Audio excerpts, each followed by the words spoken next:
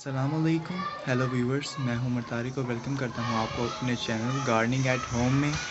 आज का जो मेरा टॉपिक है वो ये है how to save seeds from nasturtium plant. मेरे पास की दो वैरायटियां अवेलेबल हैं, एक ऑरेंज और एक ये येलो। और इसकी जो तीसरे कलर में जो अवेलेबल होता है वो है रेड। आपको पता चलूँ कि इसकी जो ये लीव्स हैं और ये जो सीड्स हैं ये एडिबल हैं, यानी कि खाने के काबिल हैं, लेकिन मैंने कभी ट्राई नहीं किए और ना मैं आपको मशवरा दूंगा। सो अगर इन्फॉर्मेशन की बात है, अगर आप कभी ट्राई करना चाहें खाने के तौर पे तो खा सकते हैं, कोई मसला नहीं। और एक और बात बताता चलूँ कि ये विंटर सीज़न का प्लांट है, इसलिए अब चूँकि मार्च स्टार्ट हो चुका है, टेम्परेचर में बहुत ज़्यादा हीट है, तो इस वजह से आप देख सकते हैं कि इसके जो लीव्स हैं ये देख सकते हैं ये बर्न होना शुरू हो गए हैं। तो अब अपने टॉपिक पे आते हैं कि अब चूँकि इसका सीज़न ख़त्म हो रहा है तो अब हमें चाहिए कि इसके सीड सेव कर लें अगले नेक्स्ट ईयर के लिए।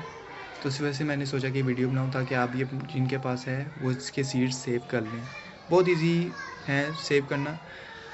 जैसा कि आप देख सकते हैं, जब कोई फ्लावर डेड हो जाता है, जस्ट लाइक दैट, देख सकते हैं आप, ये डेड हो चुका है, फ्लावर डेड हो चुका है। और इसके अंदर आप देख सकते हैं स्मॉल से अंदर ग्रीन ग्रीन से सीड्स नज़र आते हैं, जैसे कि आपको दिखाता हूँ नीचे यहाँ पे, ये देखें, ये देख सकते हैं। लेकिन आपने इनको सेव नहीं करना। जब ये कुछ इस साइज़ के हो जाएं, इस साइज़ के, तो तब आप इनको सेव कर सकते हैं। और याद रखिएगा कि इनको जब ये स्मॉल हो तो तब आपने सेव नहीं करना। आपके सामने देखें, मैं इसको आराम से उतारूँगा और आप ये देख सकते हैं ये सीड, और ये मैं 3 सीड्स हो गए। और अब छोड़ उतार लेते हैं बड़े बड़े।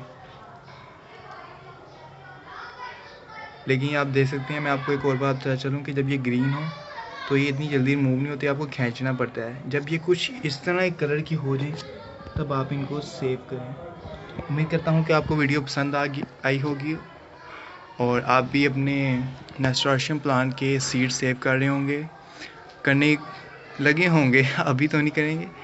तो अगली वीडियो में नए टॉपिक के साथ मिलेंगे। अल्लाह हाफिज़, अस्सलामु अलैकुम एंड कीप स्माइल।